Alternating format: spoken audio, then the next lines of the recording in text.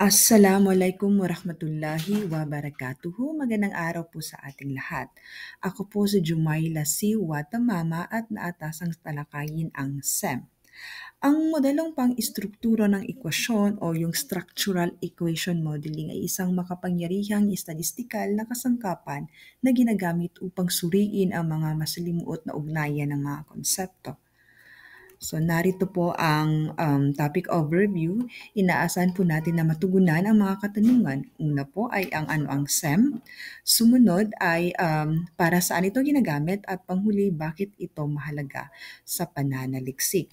Sa larangan ng linguistika, ginagamit ang SEM upang maunawaan ang mga ugnayan sa pagitan ng iba't ibang aspeto ng wika at komunikasyon tulad ng pag-unlad ng wika, motibasyon sa pagkatuto ng wika, paniniwala sa sarili, yung tinatawag natin na self-efficacy at kahusayan sa pagsasalita. So halimbawa, maaaring gamitin ng isang linguistikang mananaliksik ang SEM upang masuri kung paanong ang motibasyon ng isang mag-aaral ay may tuwiran o dituwirang epekto sa kanilang kasanayan sa ikalawang wika.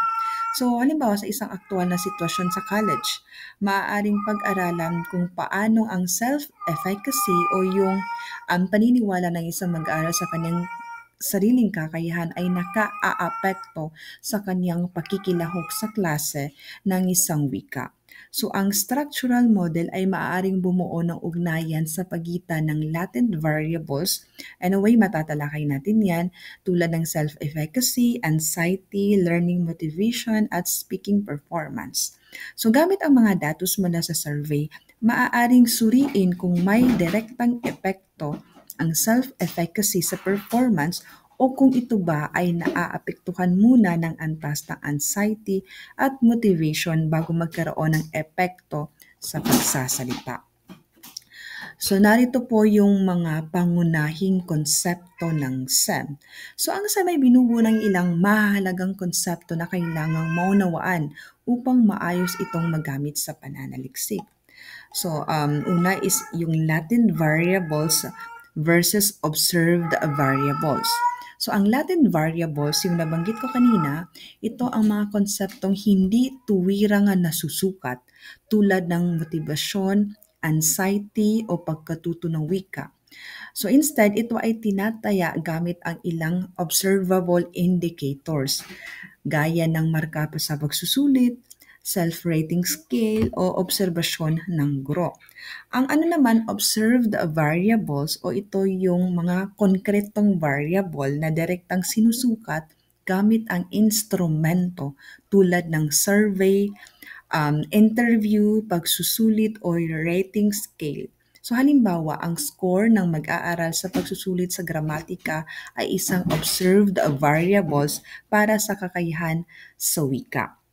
Ang sumunod naman na konsepto ay ang exogenous at endogenous variables. So ang exogenous variables ay mga independent variable na nagdudulot ng epekto sa iba.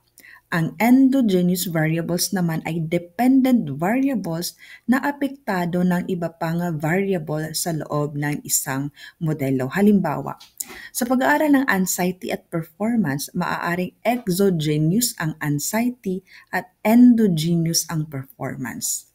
Sumunod ang tinatawag na measurement error. Sa SEM, isinasaalang-alang ang posibilidad na may pagkakamali sa pagsukat ng bawat variable. Halimbawa, maaaring hindi exact ang isang survey item sa pagsukat ng tunay na antas ng anxiety ng mga mag-aaral. Sumunod naman ay ang path diagram.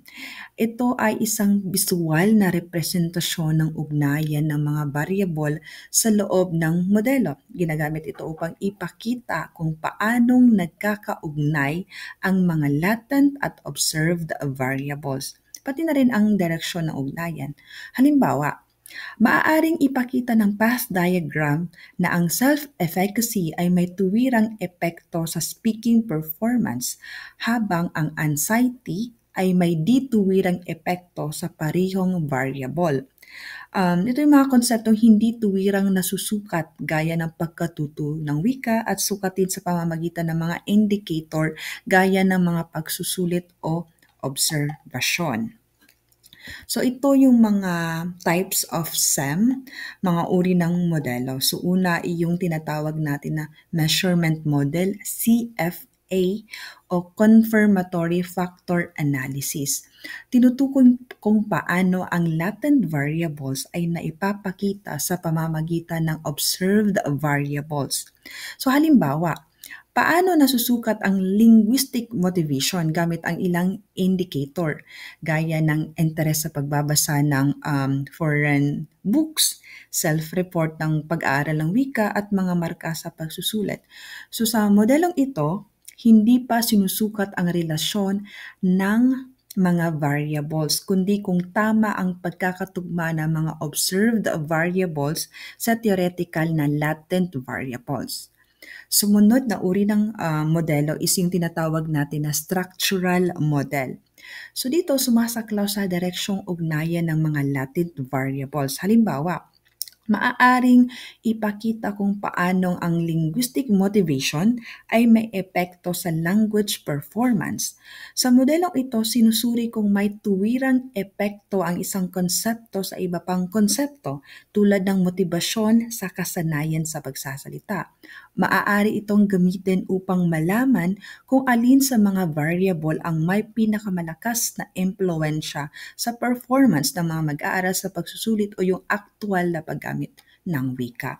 Ang panghuli ay tinatawag natin na full SEM. Ito yung pinagsamang measurement at structural models.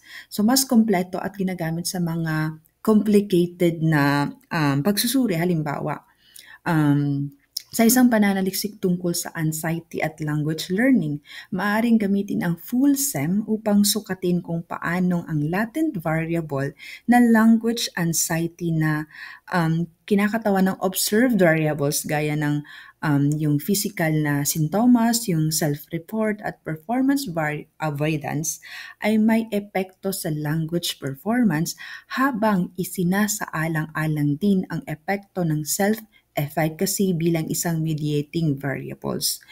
So, sa ganitong paraan, pinagsasama ng full SEM ang pagsukat ng mga konsepto at ang pagsusuri ng relasyon ng mga ito. Tinutukoy kung paano ang latent variables ay naipapakita sa pamamagitan ng observed variables. Halimbawa, paano nasusukat ang linguistic gamit ang ilang indicator. Next ay ang tinatawag natin na proseso ng SEM. Ang proseso ng structural equation modeling ay isang serye ng sistematikong hakbang na kailangang sundin upang makabuo ng isang maayos, valid at interpretable na modelong statistikal.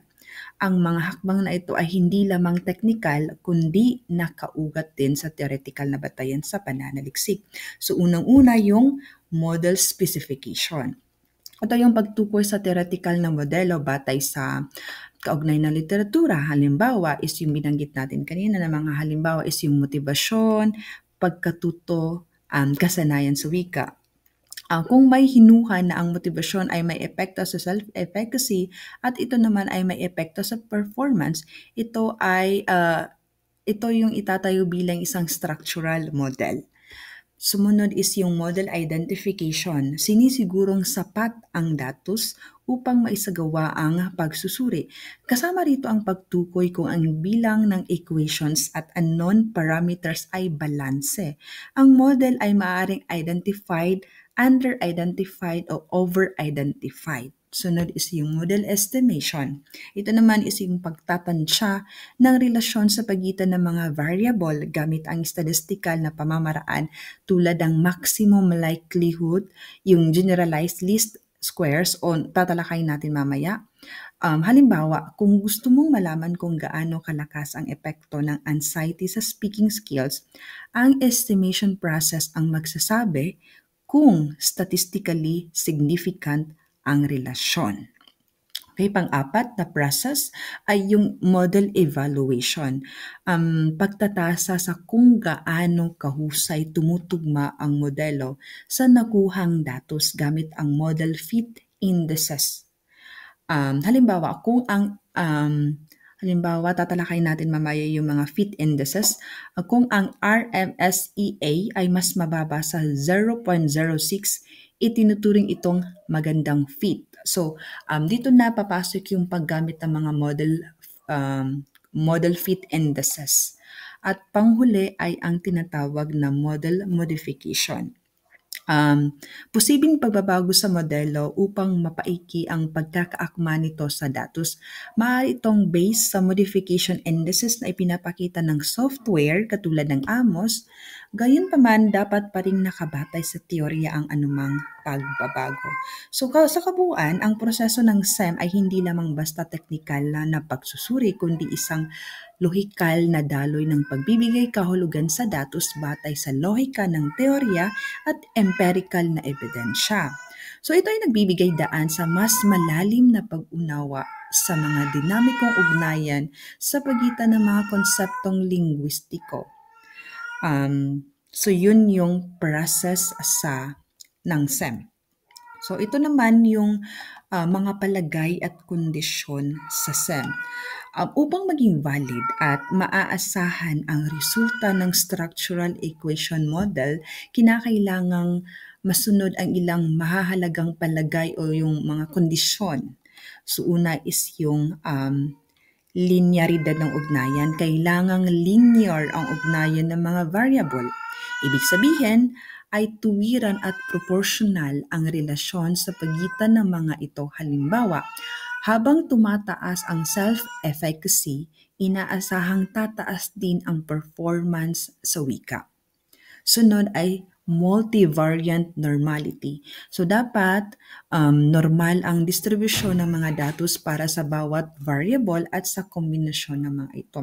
Kung hindi nasusunod ito, maaaring magresulta sa bias na estimation at maling konklusyon. Kaya't mahalagang suriin muna ang skewness ng mga datos. Ang sunod ay walang multicollinearity. So, kailangang hindi labis ang ugnayan sa pagitan ng mga independent variable. Kapag may mataas na multicollinearity, mahirap matukoy ang tumpak na epekto ng bawat variable dahil halos magkapareho na ang kanilang kontribusyon. Sunod ay ang sapat na sample size. So karaniwang inirekomenda ang hindi bababa sa 200 katao upang maging stable ang mga estimate. Gayunman, depende ito sa dami ng parameter na isasaalang-alang. So kung mas marami ang variables sa modelo, mas kailangan ng mas malaking sample. Sunod is model specification. So, dapat tama at batay sa lohika ng teorya ang pagbuo ng modelong statistikal. So, ang maling pagtatakda ng ugnayan ay maaaring humantong sa maling interpretasyon. So, in conclusion, ang pagsunod sa mga palagay na ito ay kritikal upang matiyak na ang resulta ng SEM ay mapagkakatiwalaan at may katumpakan sa pagsagot sa mga tanong ng pananaliksik. Sunod, yung mga paraan ng pagtatansya o yung paraan ng estimation. Ang estimation sa SEM ay tumutukoy sa proseso ng pagtansya ng ugnayan o parameter sa loob ng modelo. Upang matukoy kung paano nagkakaugnay ang mga latent at observed variables, ito ang isa sa pinakamahalagang bahagi ng pagsusuri dahil dito malalaman kung tama ang pagbuo ng modelong theoretical batay sa aktwal na datos. So una is yung maximum likelihood, ML.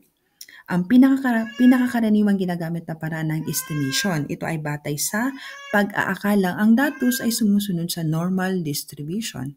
So, tinataya nito ang mga parameters sa pamamagitan ng paghahanap ng mga halaga na pinakamalamang na makabubuo ng obserbasyong nakuha mula sa survey o pagsukat.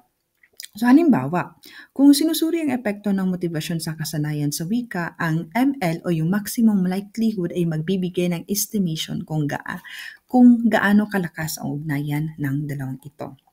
Sunod is generalized least squares at weighted least squares.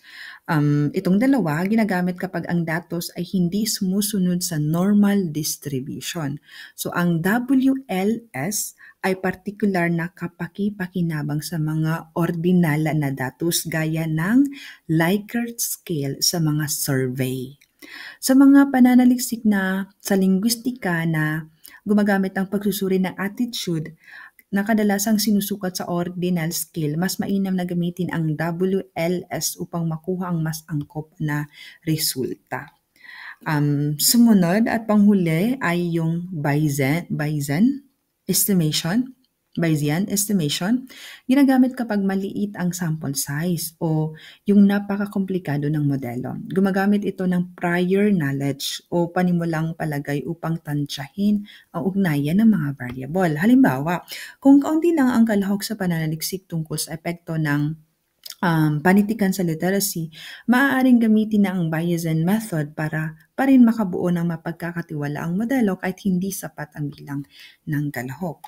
So ang pagpili ng tamang estimation method ay mahalaga upang makuha ang tumpak na resulta, kaya dapat ito ay naaayon sa uri ng datos, sample size at layunin ng pananaliksik. Sumunod ay yung mga panukat sa pagkakatugma ng modelo, model fit indices and interpretation. Ito ay mga estadistikal na panukat upang malaman kung gaano kahusay tumutugma ang theoretical na modelo sa aktual na datos. Sa pamamagitan ng mga index na ito, masusuri kung dapat tanggapin, baguhin o i-reject ang modelo. So narito ang mga karaniwan. Ilan lamang ito sa mga karaniwang ginagamit. Una is yung chi-square test. Dito, sinusuri kung may pagkakaiba sa pagitan ng mga inaasahang covariance matrix at aktual na datos. Mas mababa ang chi-square value, mas maganda.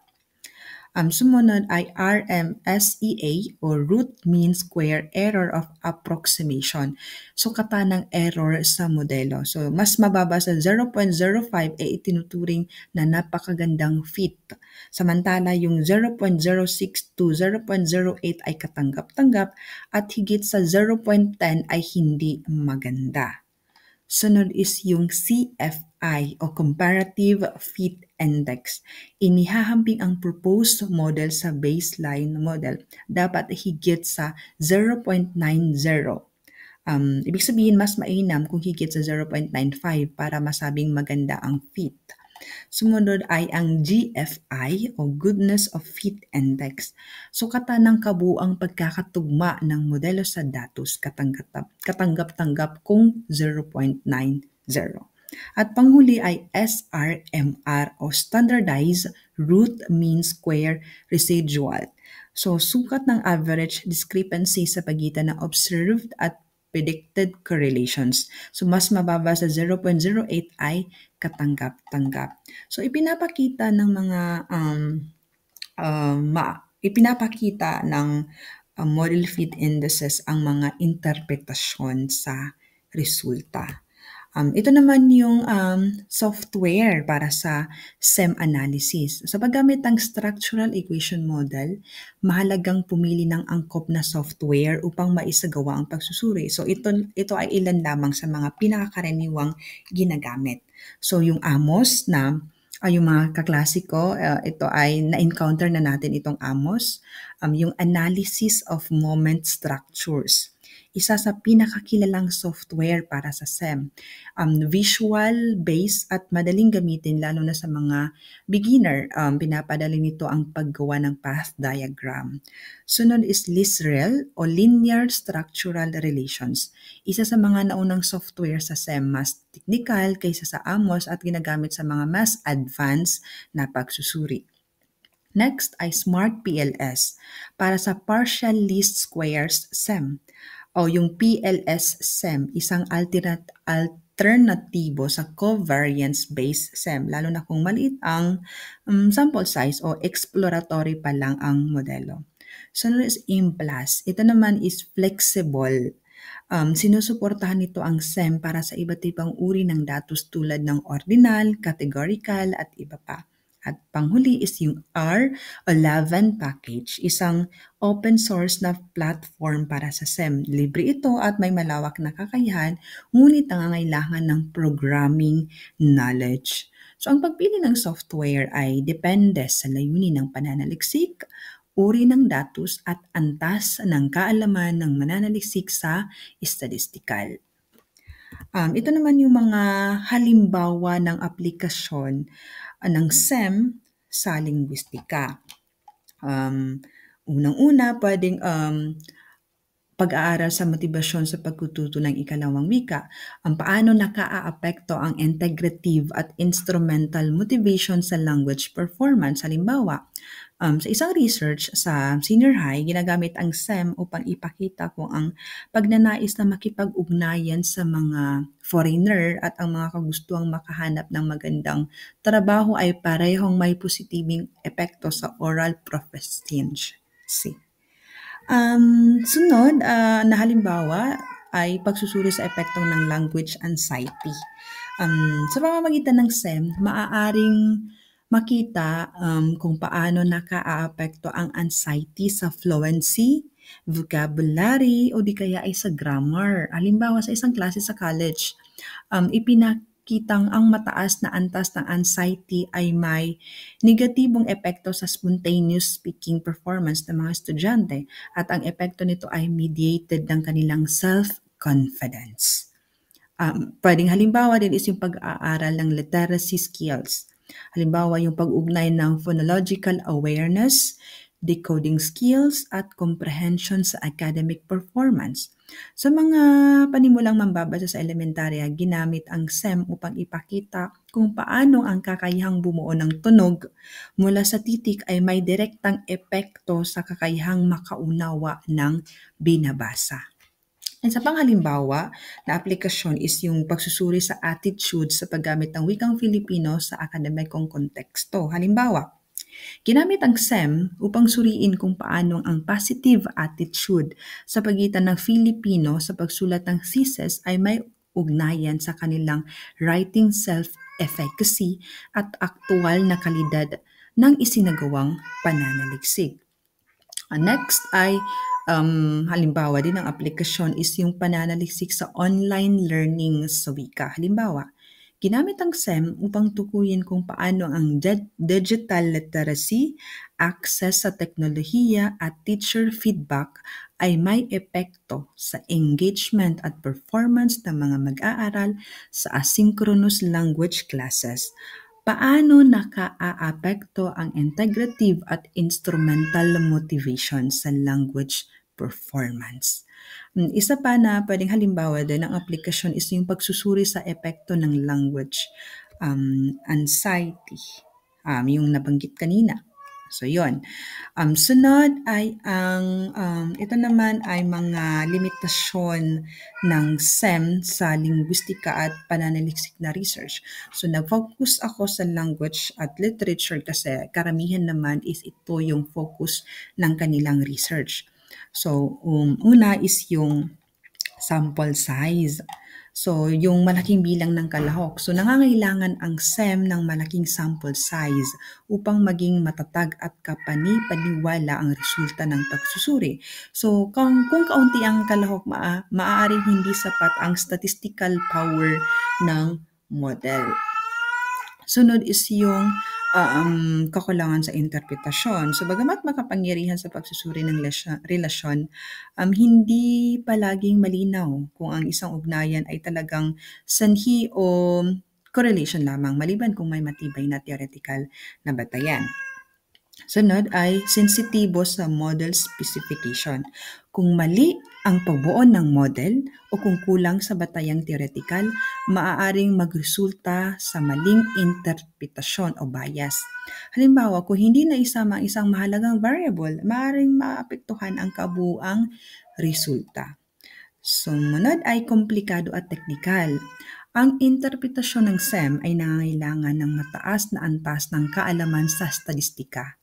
Para sa mga nagsisimula pa lamang sa linguistikang pananaliksik, maaaring mahirap itong gamitin ng tama. Kaya nga siguro yung ilan na baguhan pa lang sa SEM, lalo na yung mga language talaga, yung field nila ay nahihirapan sa paggamit ng SEM. Sumunod ay limitasyon sa literary studies. Sa panitikan, dahil mas kwalitatibo ang kalikasan ng pagsusuri, halimbawa yung interpretasyon sa text ng teksto, yung diskurso, so maaaring hindi palaging akma ang SEM, maliban kung may malinaw na operational na mga konsepto gaya ng literary comprehension o reading motivation. So maaaring limitado ang bisa ng SEM kung hindi kayang gawing observable at measurable ang mga elementong panliteratura. Sumunod ay pagbuo ng instrumento. Mahirap tukuyin at sukatin ang latent variables sa larangan ng panitikan tulad ng aesthetic appreciation o yung moral insight. Kaya ang SEM ay nangangailangan ng maingat na pagbuo ng mga survey o instrumentong gagamitin. Hamon sa validity ng modelo. Ang kabuuang bisa ng SEM ay nakasalalay sa kabuuang pagkakabuong theoretical ng modelo. Kapag mahina ang ugnayan ng teorya at construction ng modelo, maaaring maligaw ang interpretasyon ng datos. Sunod is yung pagkakaiba-iba ng cultures at konteksto, lalo na sa mga pag-aaral sa panitikan at wika na may cultural na dimension. Maaaring hindi agad mailapat ang mga standard na modelong SEM. Kailangan ng karagdagang sensitivity sa lokal na konteksto ng pananaliksik. Panghuli, limitasyon sa pagtuklas ng bagong teorya. Ang SEM ay mas angkop sa pagsusuri ng mga modelong theoretical na naitakda na. So hindi ito akma sa exploratory research na layuning magbuo pa lamang ng bagong teorya. So, conclusion, ang SEM ay higit pa sa isang statistikang kasangkapan. Ito ay isang makapangyarihang lente na tumutulong sa mga mananaliksik na makita ang koneksyon ng wika, panitikan at karanasang pantao. Sa isang mundong pinapahalagahan ang ebidensya at interpretasyon, ang SEM ang nagsisilbing tulay sa pagitan ng datos at diskurso. So ito po yung mga naging sanggunian ng aking report. Muli, ako po si Jumaila C. Watamama. Isang mapagpalang araw po sa ating lahat. Maraming salamat po sa inyong pakikinig.